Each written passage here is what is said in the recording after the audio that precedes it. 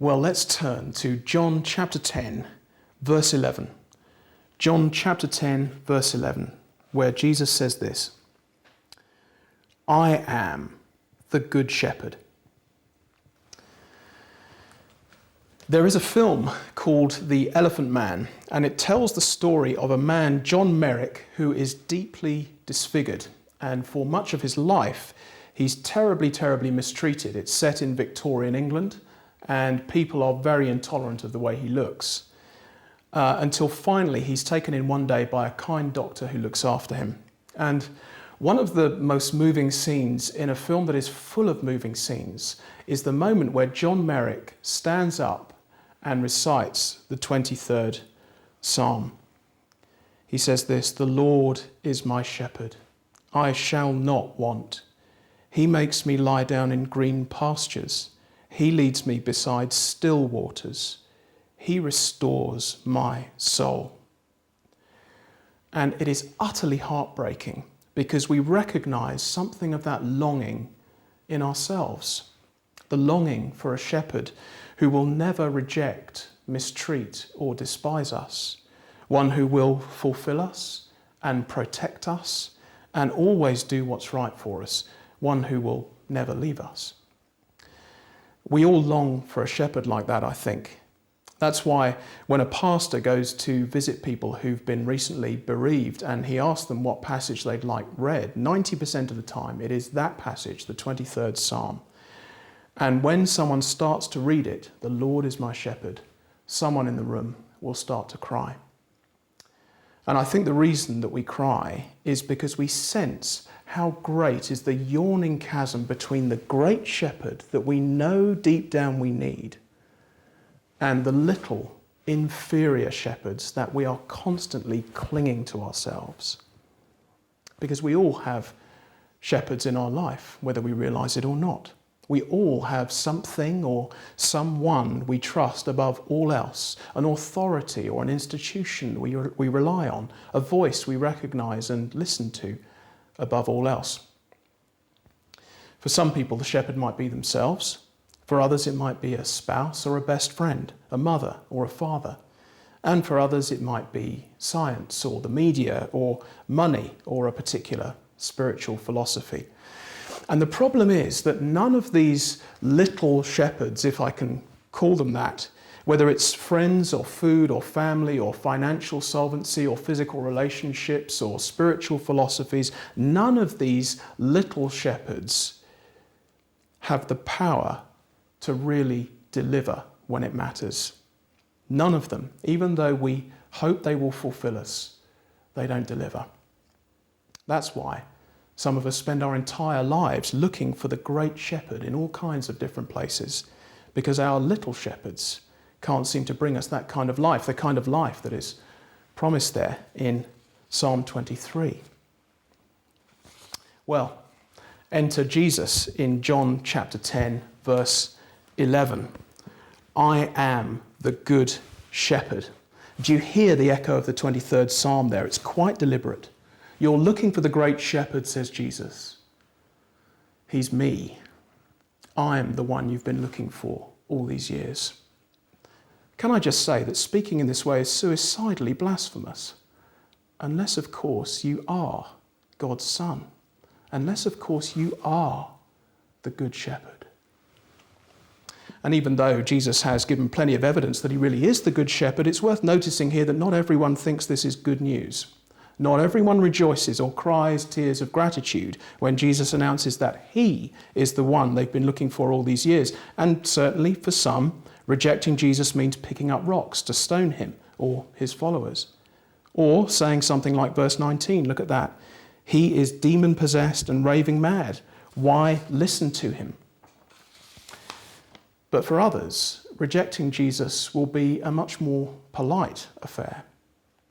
They'll just smile politely and walk quietly away. Let me just pick up that bit.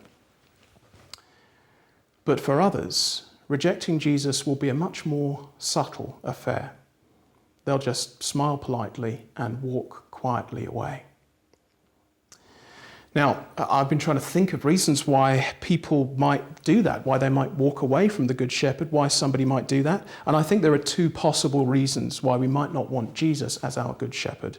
The first reason is that we doubt we even need the Good Shepherd in the first place. And the second reason for rejecting the Good Shepherd is that we doubt whether he really is good. So, first of those questions, do we even need the Good Shepherd? I had the chance to visit New Zealand not so long ago, and while I was there I discovered that the ratio of sheep to human beings was 10-1 in favour of the sheep. Now, when you're confronted with a statistic like that, you have to ask yourself, why did God make sheep so plentiful? And the answer seems to be, well, if God had not made them so plentiful, frankly, there wouldn't be many left. They are not the brightest creatures on the planet. A good friend who spent a year shepherding sheep in Israel tells me that sheep are always wandering off and getting lost. They get caught in fences, they fall into ditches, they've got a herd mentality, so they've got no way of making any decisions unless they look at the sheep next to them, who unfortunately is just as confused as they are. And if they get attacked, then frankly there's nothing much they can do apart from run away, and they do that very, very slowly. So they are very, very vulnerable creatures. And yet when Jesus is called upon to say which of all God's creatures you and I are most like, he mentions sheep. We are all like sheep, says Jesus. And he puts it like that because he needs us to understand that whether we realize it or not, we desperately need a shepherd. We need someone who knows us, loves us, protects us, and provides for us. And more than that, we need someone to save our very lives. Why? Because, just take a look at John chapter 10, verse 12. There are wolves. Let's pick it up from verse 12. The hired hand is not the shepherd who owns the sheep. So when he sees the wolf coming, he abandons the sheep and runs away. And then the wolf attacks the flock and scatters it. The man runs away because he's a hired hand and cares nothing for the sheep. You see, it's only when things get really bad that we see how good our chosen shepherd really is. If he's a hired hand and he sees a wolf approaching, well, he's not about to risk his life for them. He doesn't own them. He has everything to lose by defending them, so he just runs away. And our little shepherds are very much like those hired hands. They are fine when everything's going okay, but they're not so good when life gets tough. And they are completely useless when death comes knocking. We might be placing our trust in friends or family or money or career or even ourselves right now, but what answers will those little shepherds have in the face of death? What answers will they have? Friends, we need a shepherd who owns us, who is totally invested in our well-being, who will love us so much that he will face the wolves for us and with us. The only question is, have we realized yet that we need a shepherd like that? Do we recognize that we are like sheep? Can we see just how much we need a shepherd? And if we can, are we willing to trust Jesus to be that shepherd?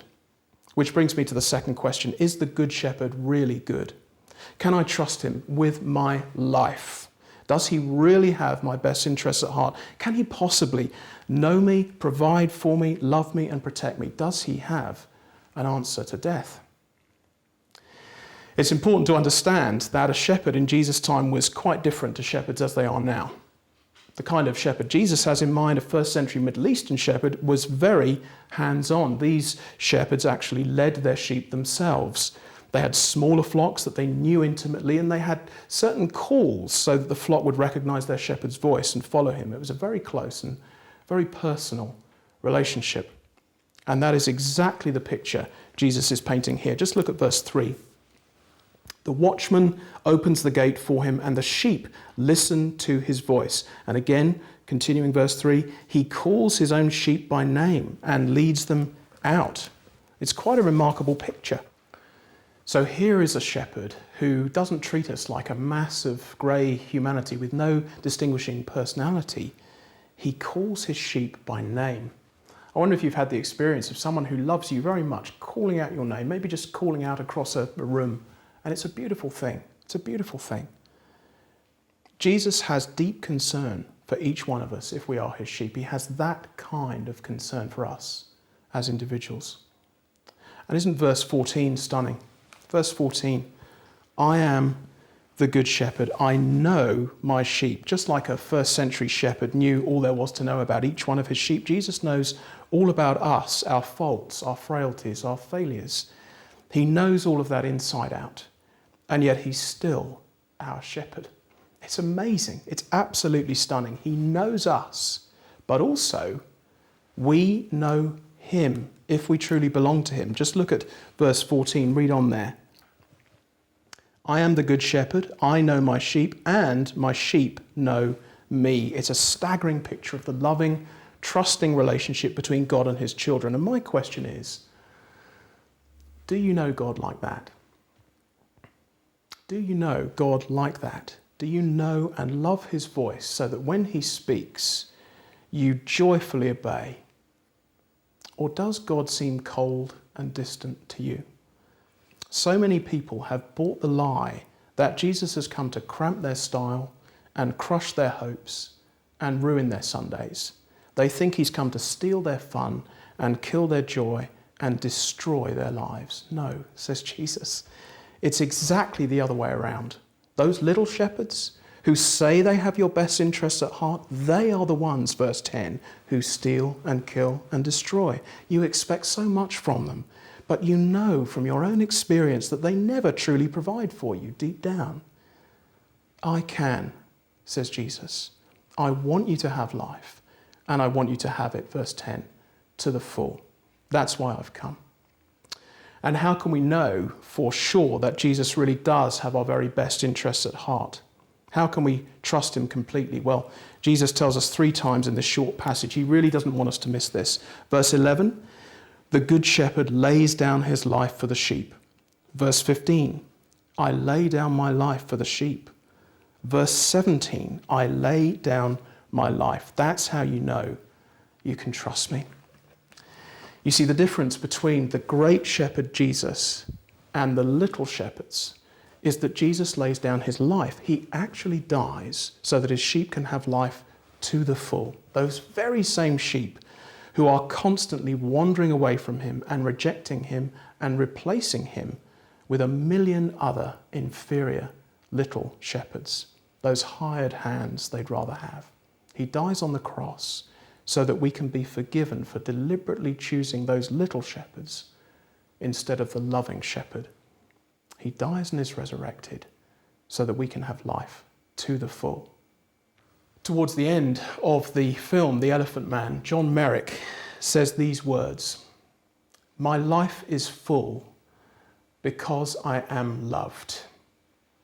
And there is no greater proof that we are loved than the good shepherd himself laying down his life on our behalf. That's the proof. And it goes even further than that. Look on to verse 27. My sheep listen to my voice. I know them and they follow me. I give them eternal life and they shall never perish. No one can snatch them out of my hand. So if Jesus is our shepherd, the life we have to the full is not just life here. It is that, but it's so much more than that. It is eternal life. We will enjoy to the very depths of our being an intimate, loving relationship with our good shepherd forever in the new creation. It's a promise proved by his resurrection and sealed by his blood. It's that serious and it's that real. So I have only one question for you as I close. Does your shepherd, the shepherd that you have chosen for yourself, does he care for you? Does he love you? Does he protect you and provide for you? Does he lay down his life for you? Can he bring you life to the full, even eternal life? Jesus says, I am the one you've been looking for all these years. I am the good shepherd.